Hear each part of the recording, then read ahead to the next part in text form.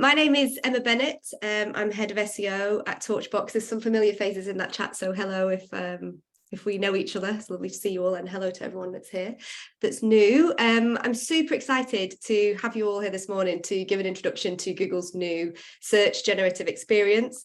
As Lisa said, we've had an absolutely amazing response to this webinar, our highest sign-ups for a digital marketing event. So there's clearly real interest in these developments across the sector, which is really exciting. And obviously it's something that's really important for us that we're focusing a lot of our energy on right now. So exciting to see that you share that with us. So just before we get started, just a reminder that obviously this is a webinar, so you can see us, but we can't see you, although we'd love to feel like we can see you. So please keep posting sort of your feedback or questions or thoughts into the chat, and do introduce yourself if you haven't already. And we'll answer some of the questions either from the chat or the Q&A at the end. And so to kick us off, I'm going to introduce the amazing panel that we have on the webinar today. So firstly, we have Jenny Hearn, who is going to be leading the webinar alongside Nick today. Jenny has over a decade of experience in SEO and has worked with more than 50 charity clients. She specialises in healthcare and improving how Google presents health information. And as part of this, she leads on her SEO work for the NHS. So Jenny is going to be leading the webinar sort of as we get going. Nick is also leading, and he is one of our SEO consultants and specialises in SEO growth strategies for some of our most prestigious SEO clients. He's also a seasoned speaker and has spoken at Brighton SEO, Service Design and Government, and also the Chartered Institute of Fundraising. And then we have Lisa on the call today, who is our amazing head of marketing and the mastermind behind this event. She'll be moderating our Q&A later, and also Lisa will send a roundup after this email with kind of all the links and any information that you've seen today. So don't worry too much about taking notes. We'll make it as easy as possible for you. And then finally, we have our Director of Digital Marketing, Phil, who leads our overall digital marketing proposition at Torchbox. So speaking of our digital marketing proposition, we specialise in consultancy across SEO, paid media, analytics, email marketing, and design and creative. And we work exclusively with charities, non-profits, and the public sector, including some of the amazing organisations you can see here. We've tried to squeeze as many as we can on here, but there are loads more. And we've been working with the NHS for a number of years and have extensive experience within the health and medical space. So some examples sort of on the screen there include MND Association, Meningitis Now, Diabetes UK, MS Society, and a number of others. And then we also support a lot of international development charities, such as Islamic Relief, Oxfam, and the amazing DEC. So the breadth of these charities and subsectors, I think, that we work with really give us a good picture of the SEO opportunities and challenges that are sort of faced by non-profits in the UK, but also beyond internationally as well. So in this webinar today, Jenny and Nick are going to cover an introduction to Google's new search generative experience, including the main features and how they look. Now, I will just flag that we are not going to give you a live demo today, because when has a live demo worked ever? But what we are going to do is give you lots of screen recordings and screenshots of the new experience, because we've had early access since the 1st of June. We'll also pass on our early insights and what we found in our testing so far. And it's also really important to remember that the new search experience doesn't just impact SEO, but it also impacts paid search as well. So what we'll be providing today is what we know at the moment about how SGE works alongside Google Ads.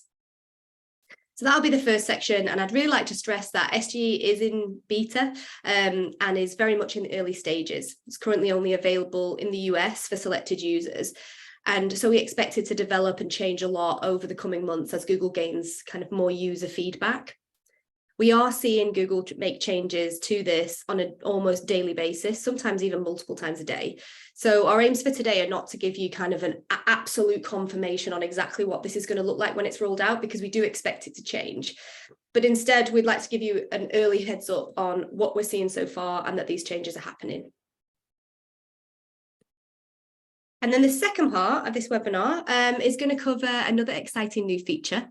So at the recent Google I/O conference, when SGE was announced, Google also introduced a new feature to Google Search called the Perspectives tab. So we'll also cover this for you today with some of our early insights.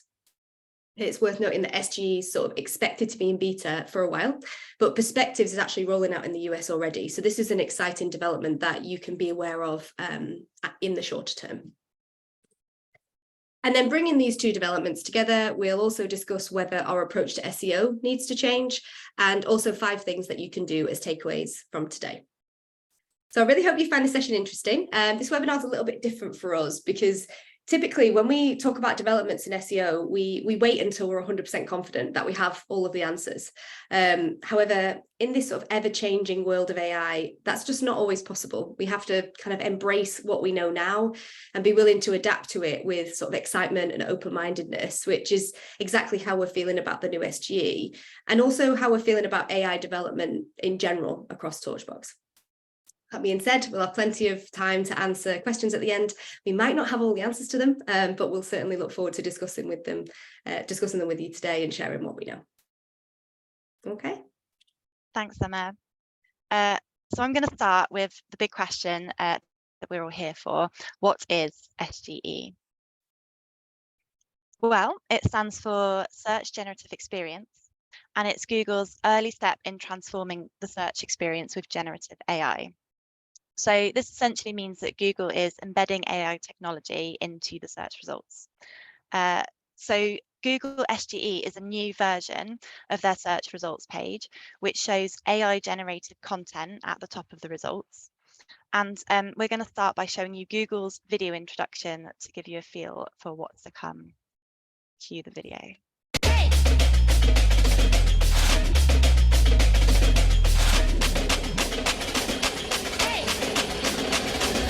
I'ma make them talk like, whoa, move fast, move slow, catch me on a roll, come say hello, 3, 2, 1, let's go.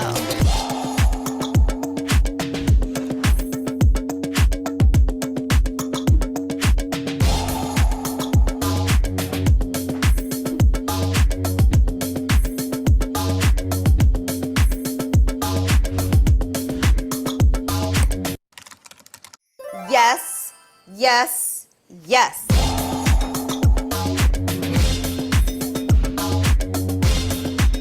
Come say hello, 3, 2, 1, let's go.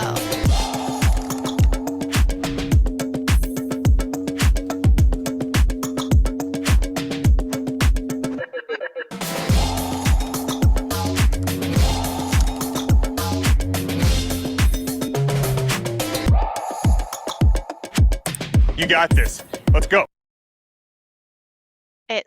That song is such a bop. You can see us all like dancing along in the background. So at Torchbox, we believe that this Google SGE is the most significant and transformative development in Google search. It's a real big, tangible change. And as an SEO team, we're really excited about this. And we anticipate that the next few years in organic search, it's going to be focused on navigating how Google rolls out these changes and the impact that they have. So to start, a few key details. This is Google's version of bringing generative AI into search. So it's worth saying that Microsoft led the way by launching Bing's chat mode in February 2023. Google SGE is currently only available in the US, and you have to be on the Search Labs waitlist in order to get access. The first set of users gained access on the 25th of May, and in Torchbox's digital marketing team, we gained access on the 1st of June. And since then, we've been experimenting with this, exploring the key features, and we're going to present what these main features look like. The main feature of SGE is what Google describes as an AI-powered snapshot. So this is a color-shaded interactive section that sits above the traditional search results currently.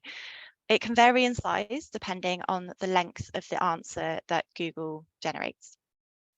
This snapshot contains 3 main areas. So on the left, you have an AI-generated answer. The links carousel is top right, and then follow-up questions are along the bottom. So firstly, the AI-generated text on the left. this is generated by Google's own large language model. So they use Palm 2 to generate these answers and answer search queries rather than ChatGPT, which is Microsoft. Google says that they then cross-reference these with classic search results to make sure that this information is as accurate as possible. And these work in a similar way at the moment to feature snippets, except for they take information from multiple sources and they can answer any question, no matter how specific or unique. And unlike other generative AI, Google shows you the extensive list of sources for this information. So the links carousel on the right-hand side is where Google shows the sources for where they've taken the information and used this for their AI-generated answer. Typically, there are 3 websites displayed in the carousel, and there's an arrow that lets you scroll through all the sources that they've used.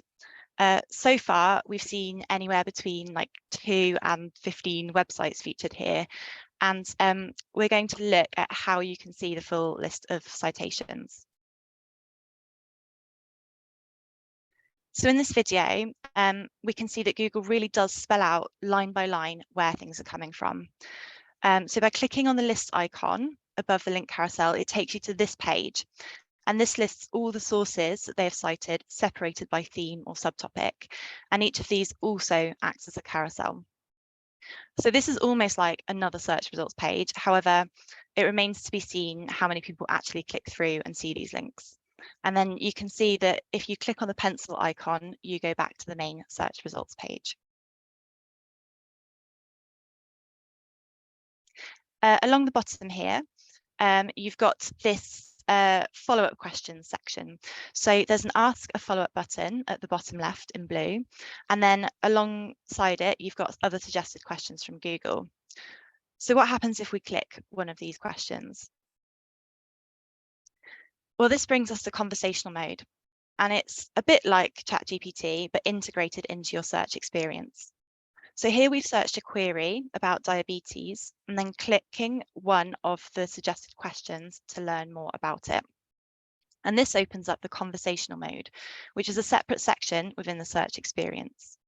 You can ask follow-up questions.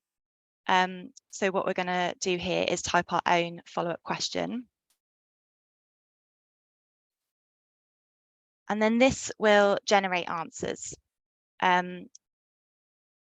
So this has generated another AI snapshot, but what this can do is also integrate other kind of typical search results into this conversational mode. And you can then click back to go back to normal search mode as well.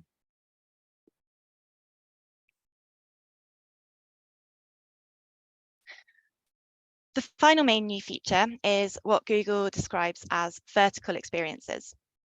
SGE is going to be helpful for journeys related to shopping or local searches, as they often have multiple angles or dimensions to explore. And here you can see an example for charity gifts. So Google has generated the typical elements of the answer on the left, and links on the right, but you can also see that it's provided this rich section underneath, which lists specific products and their descriptions, pulling in lots of kind of rich information from an e-commerce source. This product section includes pricing, descriptions, review ratings, and other key details.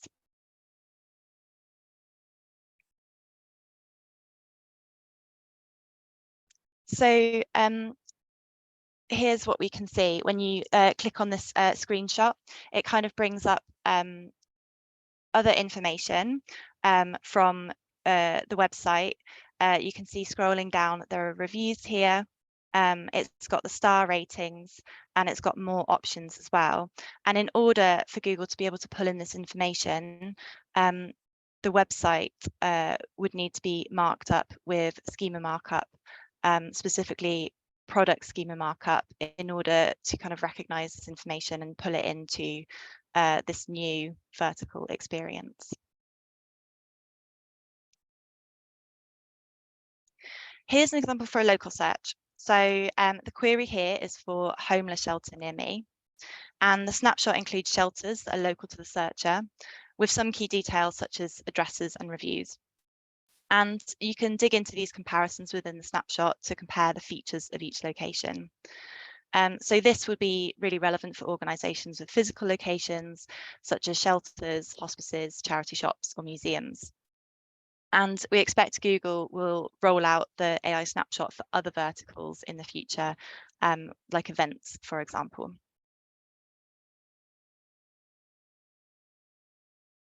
So bringing all these features together, here's some examples of what the AI snapshot can actually look like in the search engine results page. So we've got a relatively straightforward example here with a snapshot above the search results. The initial observation for this one is that it's very large, takes up plenty of space. And this is a desktop example, so you can imagine that on a mobile view, this snapshot will take up even more space. It's also much bigger in size than the current featured snippet box. And so compared to other features, it is a really kind of like large addition, and initially does kind of like make us think about what the impact on SEO is going to be.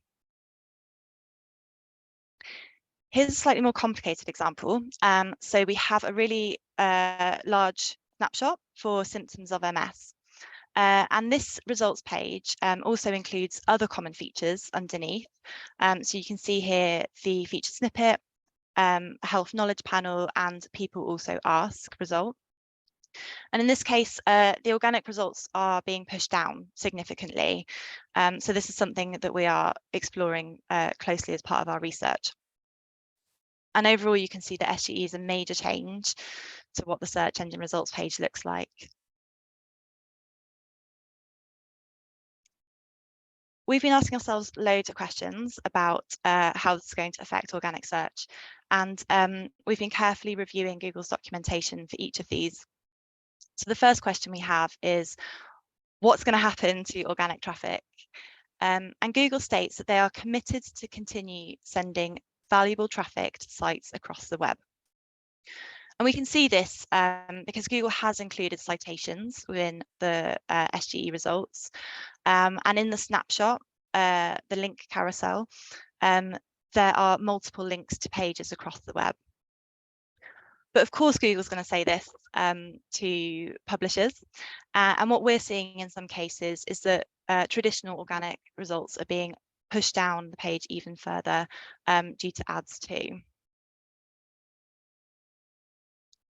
Our second question is, will the results be high quality? Google has stated that they have trained the models to uphold search's high bar for quality, and that they rely on our hallmark systems that we've fine-tuned for decades. So this tells us that Google cares about the quality of information that's provided and will look to cite information from authoritative sources. But it's also interesting to note that Google mentions the systems they've been using for decades. And what we know about good SEO practices are still relevant today. All of the signals that determine rankings at the moment are not being thrown out.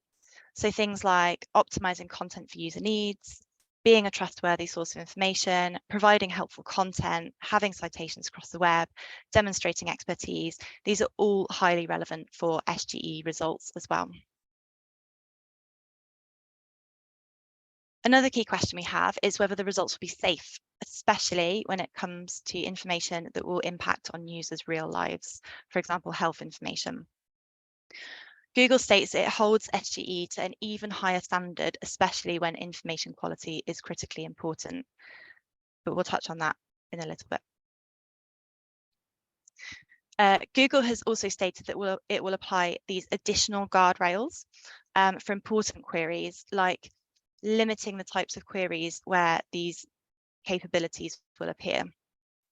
And what this means is that they're being careful about the types of queries that generate an AI snapshot. So we would assume that this covers content that falls under the category of YMYL, so your money or your life, for example, health and financial information. We're starting to see these guardrails in action, and we're going to give you some examples of these as part of our early insights. Awesome. So we've covered the basics and answered some of those kind of questions and thoughts that we have with answers from Google. And now we're going to start sharing some of our findings from actually experimenting with SGE. And we're going to start with branded searches. So here you can see that we've searched for 2 nonprofit sites and found that they are not automatically generating a snapshot. You can see they have that button that you have to click, and if you click the button, it generates one for you. So you can see here that it's generated some copy, and like Jenny's talked about in the previous section, you can see the citations at the top. You can see a little map pack showing exactly where the address is, and you've got this list of generated facts and information about the British Red Cross here. Also, you've got the conversational mode along the bottom, and what's interesting here is that the follow-up questions in the conversational mode are actually very similar or identical, some of them, to the people also ask box. So for us, what this is maybe showing is that maybe the people also ask box might be made redundant in favor of the conversational mode. It's hard to say, but like I said, or like Jenny and Emma said earlier, this is a beta, and by no means this the final version, so things are very much subject to change. Looking at donation queries, obviously a very important one for charities. So what we can see here is the search results for Donate to Ukraine. So there's no AI snapshot, there's no prompt there at all. And so we think that this might be because this is seen as a financial search. And so Google has chosen not to show the snapshot here. And this could be a demonstration of those guardrails that Jenny was just talking about earlier. And is in line with that stance on quality and safety. But if you just tweak the query a little bit and then change it to Donate to Ukraine appeal, if you get a little bit more specific and add the word appeal, suddenly you can generate the snapshot. And so what this shows us is that appeal is clearly quite an important word. And maybe that's what's the differentiation between financial and donating to a charity, for example, the intent. Financial intent and donating to a charity. So now we've got this full list of Ukraine appeals that you can donate to. You've got the citations, you've got the follow-up questions as well. So for donate to charity, somewhat of a kind of more of a vague question, but no snapshot generated here. So this could be something that is deemed to be financial rather than kind of a donation intent keyword. And again, so this is kind of highlighting that stance that Google's not willing to provide information about these financial searches. But if you get a little bit more specific, donate to poverty charity, suddenly the donation intent is a lot stronger. And Google's willing to list out all these charities that can help, that do help with poverty, and with the citations, and again, with the follow-up questions as well. So for us, our main takeaway here is that we're starting to see how Google is wanting to position itself with regards to these more sensitive searches relating to money. Finally, we were also able to trigger one of the vertical experiences for two donation terms as well. So on the left, we have donating to a food bank. On the right, we have donating clothes. And so in both, you can see that there is a small bit of copy kind of explaining about how to donate in Bristol, which is where I live and where the search was taking place, followed by a list of local charities that you can donate to with a map pack of where you can see them, and again, follow-up questions as well. So, and in the map pack, you've got these overviews, citations, ratings, things like that, all the things that you would typically see in the current map pack. So interesting to see a vertical experience coming through there as well. So next, I want to talk about informational searches. So how users are searching for the information that your charity is creating. So I just wanted to start with the term that we showed earlier, that Jenny showed earlier, for symptoms of MS. So like Jenny said, it's a very large, there's a lot going on here. We've got the snapshot with citations. We've also got a feature snippet, the medical panel at the bottom right, that's linked with the NHS. And we've also got people also ask box. So what's interesting to us here is that we are seeing Google provide snapshots for health terms across a range of subjects and combining information from multiple sources. Anyone who works in the health sector will know how strict the regulations are about publishing content about health. And we think this is quite concerning as the information, in its entirety hasn't been approved by clinicians. So Google is really heavily relying on its ability to decide what an authoritative medical source is. So we're also able to find examples of queries where snapshots were not able to be generated at all. So this is an example for neglected tropical diseases. And we've also seen this appear for searches that are relating to vaccines as well. So this is interesting because instead of having a button like those branded searches I showed earlier, Google doesn't offer the option to generate a snapshot. So we expect that this is linked to what Google was saying about holding SGE to an even higher standard. And this is an example of where Google is kind of self-regulating and maybe putting up that guardrail on a query. So we've also seen multiple examples of Google adding in medical disclaimers on responses that state this is not medical advice. So here's another example of an informational search that triggers a snapshot.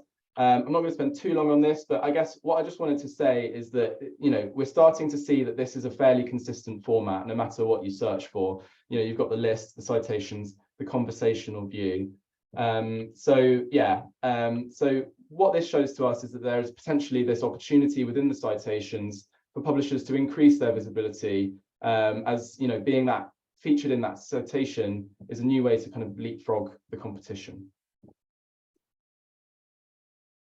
We're also seeing different types of featured snippets alongside these SGE snapshots. So, for example, this search about Kobani, you're going to notice that both actually use the same copy here. So I've used the colored lines to kind of highlight that. So you can see that the copy that's included within the featured snippet also overlaps with the copy that's used in the snapshot. And so this overlap really is making that featured snippet a bit redundant, as they're saying the exact same thing.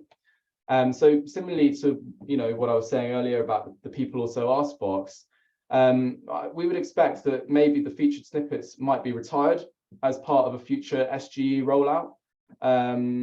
But what this does tell us is that what works for featured snippets, right now is relevant for when you're preparing for SGE as well. So creating that snippetable content is still an area that we'd recommend focusing on, in a long or short-term SEO strategy. And finally, in this section, I just wanted to show another example of how Google is trying to distance itself from these searches related to finance. So this isn't only relevant for financial advice, but it's also happening for terms like how can I donate to charity, which we might not have expected really. But you can see that there's no snapshot, and just a featured snippet for some. And so our investigations, we found that these finance terms were seemingly consistently off the table for SGE, but health is. So as shown in that previous slide. So, read into that what you will, but it seems like Google might be wanting to position itself as a credible source of health information. So another thing that is important for many of our charities are events and event signups. And so here I've asked a question about which walks are coming up in 2023, and it's given me this generated list with citations and questions. And so I guess the main thoughts here are that it would have been quite nice to see a vertical experience, maybe a grid or a map with a map, leaning on event schema markup to help try and populate it and get that information in the grid. To us, this feels like a potential opportunity for Google, and something that we might anticipate being included in the future. Like it said in the video earlier, it's going to be constantly changing, and they're constantly going to be tweaking the ways that they deliver this information. So next, I wanted to try looking for something a bit more specific. So I asked a very specific question, which is, what sponsored events are coming up that are suitable for a wheelchair user? And so what's interesting here is that it's actually triggered some hallucinations. So some of these events are not actually named on their sites that they are suitable for a wheelchair user or accessible for someone using a wheelchair. So I guess, you know, whether they are or aren't is to be decided by a user. But this is what I found most interesting here, is Google trying to kind of like fill in the gaps where it hasn't been able to find that information. So, you know, in this case, it might not be, you know, the end of the world, but you know, what I'm trying to say is that it can't always be trusted to deliver accurate information. So we can all agree that SGE represents a significant change to Google search results. So it must follow that we're changing our approach to SEO, right? Right, sort of. So as search marketers, we're used to embracing change and adapting to new search results and features. And we're going to be responding to Google SGE by increasing our focus on optimizing for certain aspects of SEO. But it's worth stating that the fundamentals of SEO and good search marketing will not change, and they're more important than ever. And over the next few slides, we'll explain what that looks like. One area of SEO to increase focus on will be demonstrating EEAT, so experience, expertise, authoritativeness, and trustworthiness.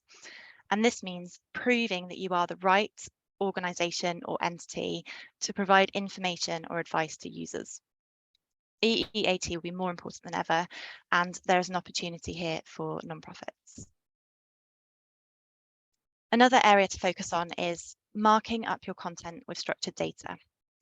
Schema.org markup will become more important for surfacing correct information in snapshots, particularly for snapshots containing verticals. So as Nick was showing you, events and product listings in e-commerce sites like charity online shops and local listings too.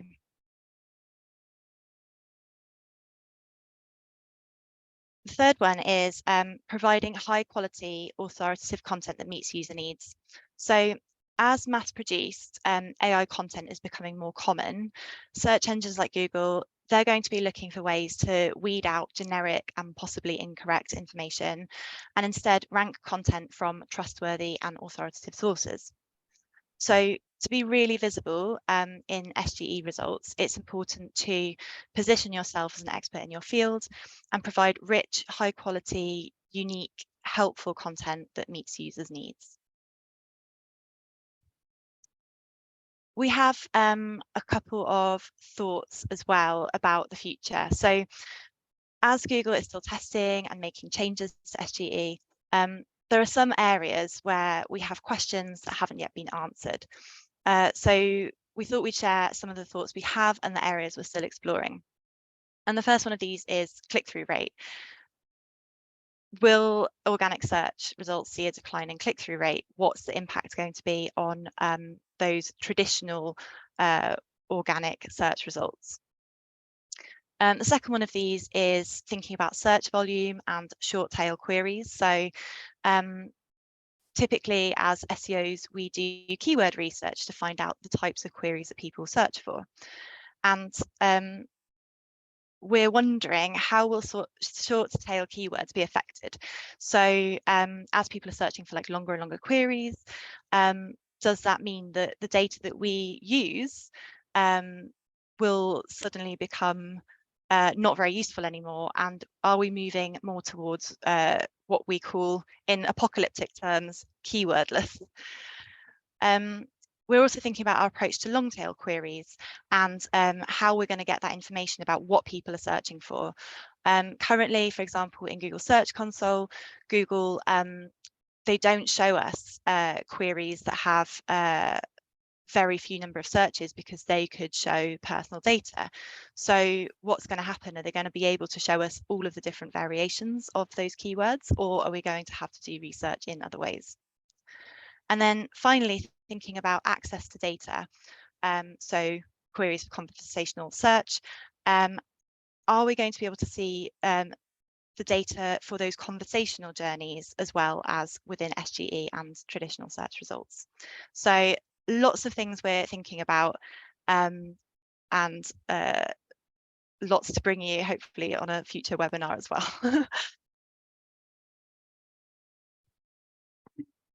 Right, so yeah, despite this being a webinar about SEO, this is something that's obviously going to be of interest to many people on this call. So we're just going to run through a few bits on the impact on PPC as well. So ads are still a very prominent part of the results page, currently featuring between the new SGE snapshot and the traditional results, the 10 blue links. And paid ads are important to Google, because that's how they generate revenue, as what's reinforced by this quote here. Last year, 58% of Google's revenue was from ads on their search network. So yeah, they obviously want to be protecting this revenue. So ads aren't going anywhere. And in true Google style, they've been fairly non-committal at this point about how they will display these paid search ads. We've seen that they've been testing the placement of ads both in and under and above the AI snapshot. So we're expecting them to keep testing this in labs until they find that position they're happy with. And here's a perfect example of that from our research that we were doing. So there's two screenshots of branded searches that we've taken over the past month. So the left one was taken a few weeks ago, and here you can see that the ads are above the snapshot. And the one on the right has been taken this week, and that was where you can see that the ads are below the snapshot. So we're getting a bit of mixed signals here. And what it really shows is that these are by no means the final version. So Google is constantly tweaking this format. And at a recent Marketing Live conference, Google stated that for ads, they are going to be continuing to run experiments this year, and that they really want to be understanding what works for users. However, at the moment, we are pretty much solely seeing the ads below the snapshot. So this is an example of this in action for a donation term. And to us, what this shows us is that Google is wanting to prioritize the snapshot above all else, which is an interesting take given that the feature snippets were below the ads before. What this does mean is that the blue links will be pushed even further down the results page as well. So yeah, read into that what you will. But I think it's, again, important to remember that this is still the beta, so this might change. We're also seeing ads feature below the vertical experience as well. So here we have an example of a shopping query. And what we're seeing is a grid showing us a selection of these vintage cowboy shirts that are being pulled from the merchant data. And we assume that this is organic because it doesn't say anywhere on that left screenshot ads or sponsored anywhere. But this is an interesting new feature. So below the snapshot, we can also see the usual kind of sponsored list of products in the Google Shopping ad carousel format as well.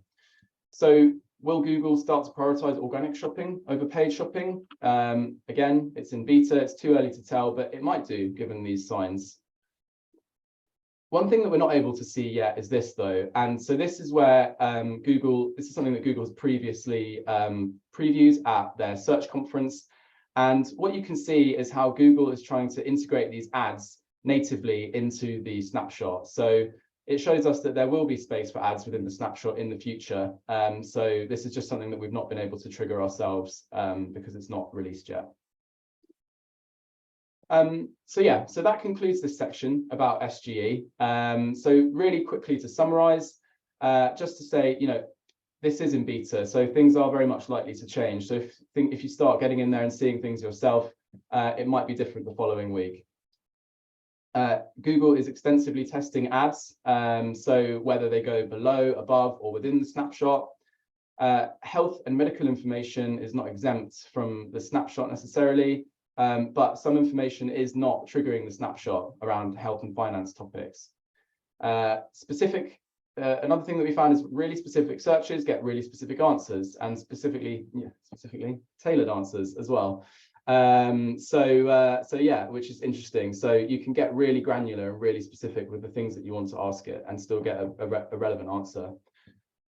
We did see some of those mild hallucinations in the generated answers as well. And so that's just something to bear in mind when taking this information at face value. And finally, talking about feature snippets and people also ask boxes, we've seen that overlap between those enhanced listings and the snapshot. So will they be made redundant in the future? Something to keep an eye on, but we expect Google to keep testing this. We're now going to park SGE to one side because we want to share another one of Google's recent updates, which is Perspectives. Perspectives is a new search filter which displays user-generated content, such as those found on social media, forums, and blog posts.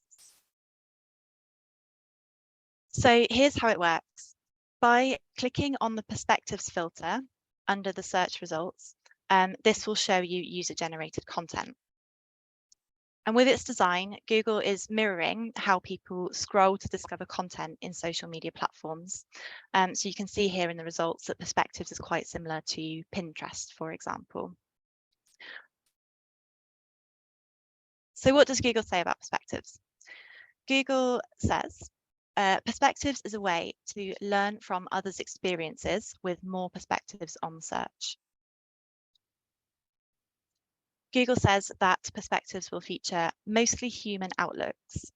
So they say first-hand or expert information from forums, social media sites, and video sharing communities. So first-hand information is kind of like tips or opinions from real people, and expert information, this is by either by individual experts in their field, people who specialize in sharing information about a topic or niche, or organizations who are authoritative in that space. And Google says that the Perspectives filter button will appear when you're looking for something that might benefit from the experiences of others. And we've been researching the queries that have and have not generated the Perspectives tab. So just to give a few more key details about Perspectives, this is already live. It was launched for US mobile results and English language only currently. Perspectives started rolling out in May this year. It's not in labs, unlike SGE, so this feature is being tested live in the US. And unlike SGE, it doesn't use AI to generate results. It's just a filter for traditional search results that shows you these perspectives. And we're thinking about, why has Google created this perspectives filter? So more users than ever before are engaging with alternative search engines. And Google doesn't want to lose their search dominance to social platforms. So we believe that they've created perspectives to retain these people, these searchers who use social media to search. And Google's actually alluded to this in one of their recent conferences when they noted that Instagram and TikTok were eating into Google's market share. And they've also said that younger people often now start some of their queries directly on those platforms and not on Google search. And we have a few stats on this that you might find interesting. So 40% of Gen Z say they prefer searching on TikTok or Instagram. 59% of people worldwide use social media for 2.5 hours a day. 83% of people use Instagram, or sorry, I should say 83% of Instagram users say it helps them discover new products and services. And YouTube is the second most popular search engine next to Google. It's worth saying that whilst Perspectives is an interesting opportunity to explore, and it highlights the need for social and SEO to work closely together, Google search is still the top traffic driving channel for most websites. So we want to highlight this opportunity and bearing in mind that I think Google's still trying to retain most of that search. So we've also been exploring perspectives and testing this in US results using a VPN to see what types of content appears and what searches trigger the perspectives filter. So far, we've seen content including images and posts from social media platforms like Instagram, TikTok, and Twitter/X. Can't bring myself to drop Twitter just yet. As well as discussion boards and Q&A platforms like Reddit, Quora, and Stack Overflow for technical queries. And users will also be able to see like long and short form videos from YouTube and other social media sites. And finally, blog posts and news articles are also eligible to be included. Here's some of the queries that we used where the Perspectives filter button did appear for us. Queries where we're asking for advice, so how to help someone calm down, how to support someone with ADHD. And here are some of the queries that we searched for which didn't trigger the Perspectives tab. So these were more informational searches, for example, medical information searches, like prostate cancer diagnosis and MS symptoms. Events-based searches, such as upcoming charity fundraising event, and donation intent queries, such as donate to food charity. And here's a screenshot of Perspectives for the query, best way to help a charity without donating. So what this has done is filtered the search results to show forum posts and Quora questions in this case. And again, those results are they don't typically look like search results, they look more like social media results. How will Perspectives change our approach? Perspectives, it represents another opportunity from Google to feature in its search results, which is, as SEOs, that's really exciting. So we've been thinking about how that might change our approach. There's a more tangible and clear link between SEO and social media that we can leverage.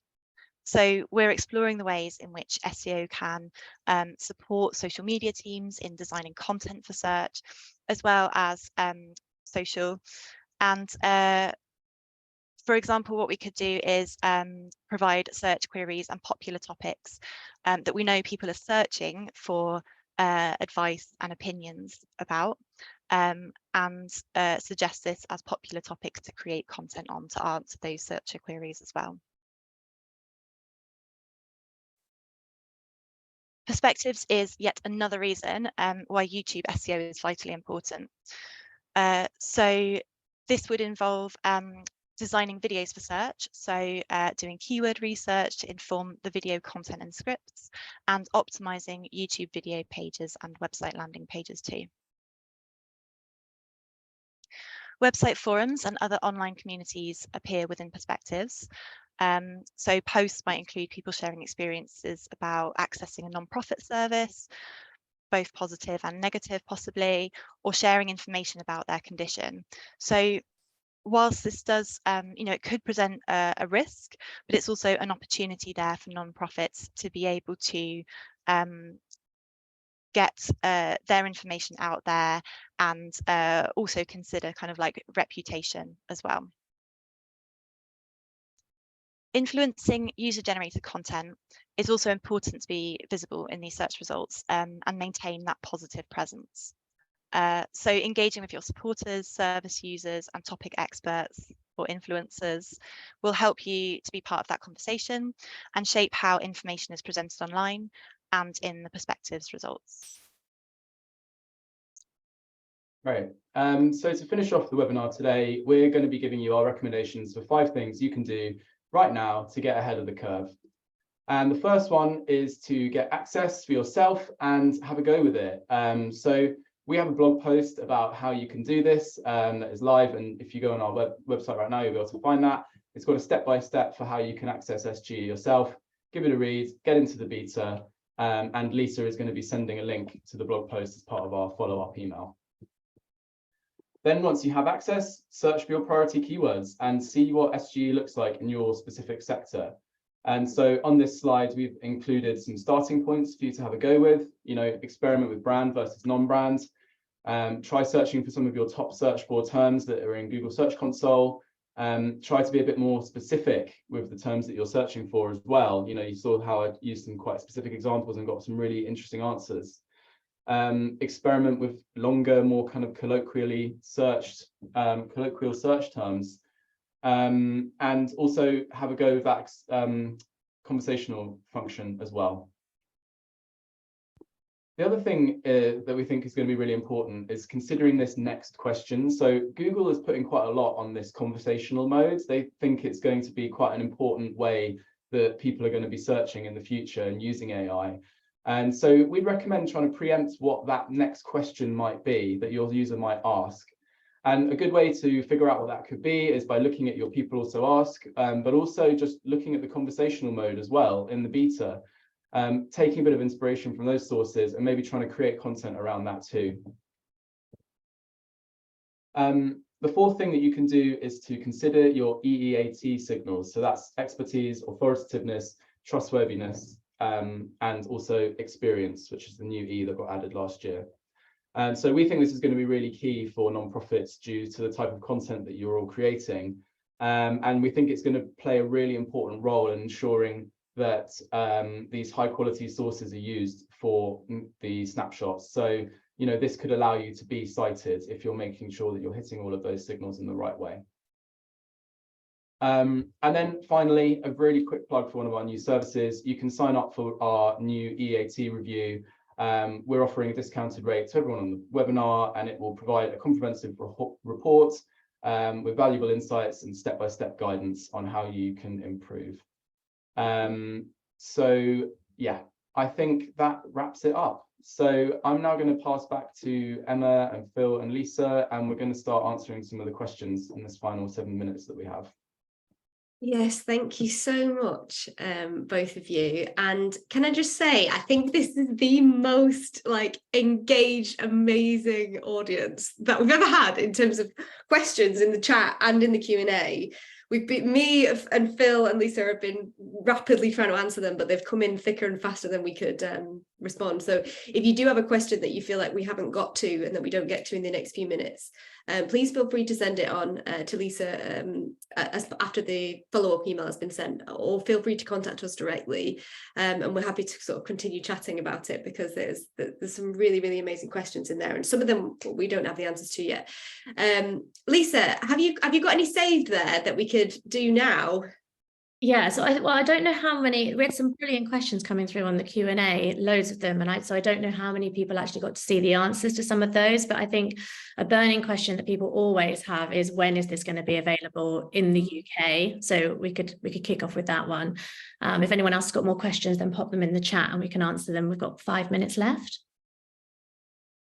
There's a really interesting one come through just on the Q&A. I'm reading it as I talk, but I think it's a really interesting point, and that's around age of content. I'm just going to read because I think there's a really interesting thing to discuss here around that links into how different this entire thing is from the typical ways that we're used to searching, and how it links in with that. So the question is that whether content age priority is going to change now that social content is going to be included. So that the previous assumption is that older pages might have advantage over newer pages for organic search, but that's at odds with the kind of, you know, super fast world of social media. What do we think here around age of content and how that's going to change? Is that something? Is that us shifting away from that 10 blue links mentality into the amalgamated content world that we're kind of moving into here? Jenny, I'll go to you for this.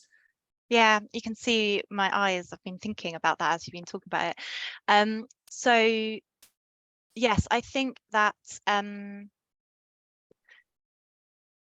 the 12-year-old piece of content that's showed up in perspectives, my thought about that is that possibly it's because as people are searching for more and more niche things, there might be fewer pieces of content about it that are ultra kind of like specific and relevant to that query. So I think that age doesn't necessarily matter for a piece of content as long as that answer is still current and relevant and seen as the best answer for that user's question. If it's a topic that is, you know, popular, highly discussed, moving, changing all the time, such as something that's trending, such as SGE at the moment, even doing our research, why would we be reading blogs from May when there's information out there that Google has been sharing much more recently? So it's a good like it depends answer, but I think that I don't think age is necessarily the biggest factor. It's more to do with how like accurate the answer is, how much it matches the searcher's query, and also the authority of the source probably is like the most important thing. So get the EEAT in there. Like Google wants to be giving that information from kind of expert authoritative sources. Thanks, Great, Jenny. thank you. Can I just say we'll answer a couple more questions. If you do need to drop off at 11, I just want to say thank you so much, because I'm going to do an answer now and I might not be finished by the time you have to drop off. So thank you so much if you have come. Please send us your feedback. We'd love to hear anything that you have to say in terms of feedback or questions, and we'll be in touch with you with follow-up information. I just want to draw on what's been mentioned in the chat here. It's sort of a comment that has been made that I think we've not really covered as part of the webinar content, but I think is something that we'd like to say, which is that please don't always assume that just because something is new and exciting, that it's always good. And I think that's one thing that we are consistently seeing with SGE, is that it is new, it is exciting, we are excited about it, it is an opportunity. There are quite a lot of concerns there as well, particularly in the health space, but also like as a user, we found that it's not always amazing in terms of actually an experience. It is for some queries. Sometimes it makes the journey way quicker and easier, and you get the information faster, and it surfaces information from sources that perhaps maybe wouldn't have been surfaced in the typical sort of blue link results. But in some cases, it's just a lot of information. It's a lot being pulled into one place. It's quite kind of, you can see that Google's really experimenting with like, let's shove this here and see whether people enjoy it. And I actually think that there's a lot of general feedback from sort of the SEO industry that like, is this actually better? Because a lot of the answers that are being generated are kind of pulling from the results and the rich results and the SERP features that we're used to anyway into this kind of panel. And we're not wholly always convinced that it is a better experience. So Google is going to have to factor in that user feedback before it is rolled out. So just bear that in mind, is I think it's easy for us to be like, oh yeah, it's coming and it's good for users, but we're not wholly convinced at the moment that it always is. So that's something to bear in mind. We would expect it to change a little bit, particularly on the health stuff. Another question that we've been asked quite a lot of times is, can you get access? We've done that one, haven't we? So we've sent you the blog post afterwards on the access. And also when it will be rolled out in the UK. Did we actually answer that, Lisa? We did in the Q&A. Someone wrote it there, but I didn't know if everyone could see it, but I think they might just, you may as well answer it again. Yes. So in terms of when we're expecting to see this in the UK, we don't know yet. Google hasn't said when it's going to be. They're being very sort of hesitant about giving a date, which you would expect because they are testing it. We know that it's definitely going to be in labs, search labs, until the end of this year. We would then expect it to roll out in the US first before it came to the UK. So we're probably looking at least mid next year at the earliest, but we also would expect that Google will move forward on this because Google wants to be seen to be keeping up with alongside all of these tools that are coming out, all these different AI sort of powered tools. So we're expecting Google to push forward with it. We think it will be next year. Either way, I think being aware that this is coming and keeping on top of like how Google's experimenting with it is the way that we'll certainly be approaching a response to the developments.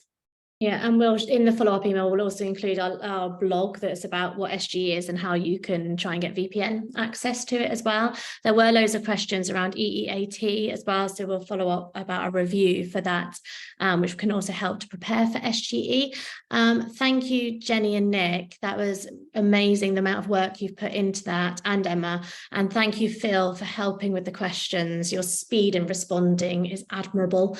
Well done, everybody. Thank you, everybody, for coming and for your awesome engagement and brilliant questions. And yeah, I will send a follow-up email with the recording for you all as well. So thanks for coming. Thanks so much. Thank you. Thanks all. Oh, great. Just going to try and answer this last Q&A. Yeah, I know. I'm just thinking of any of the questions in here that we've missed. This chat is lovely, isn't it?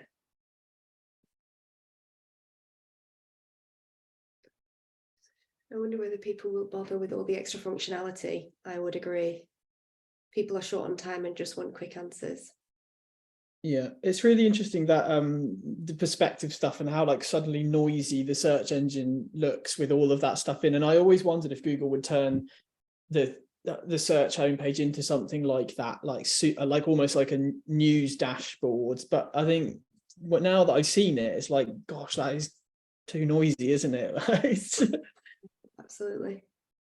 There was a great question as well around how they would decide like which of the sources to pull into perspectives, like you know, would they be using X or X? Look at me. Would they be using X? Look at you go. It's strange, isn't it? Isn't it? Right, shall we stop our recording, Lisa? Yeah, we'll end. Thank you, everybody who's still here. Thank you. Bye. Bye. Bye.